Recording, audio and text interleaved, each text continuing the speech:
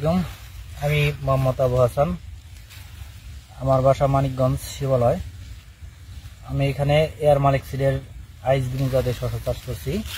শশার বয়স আজকে ৭৬ দিন। এখানে জমির পরিমাণ ১৪ শতক।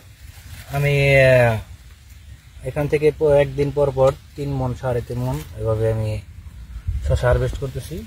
তো গাছের এখনো যে অবস্থা, তাতে আমার মনে হয় আরো ১ মাস আমি হারভেস্ট করতে পারবো ইনশাল্লাহ। আলহামদুলিল্লাহ ভালো ফলন। গাছে শীতকালীন শশা হিসেবে আমার কাছে আইস গ্রিন সবচেয়ে ভালো লাগছে।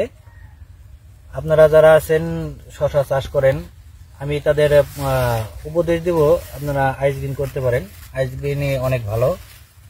ধন্যবাদ মালিক সিড কোম্পানিকে এত সুন্দর একটা ভ্যারাইটি আমাদের উপহার দেওয়ার জন্য।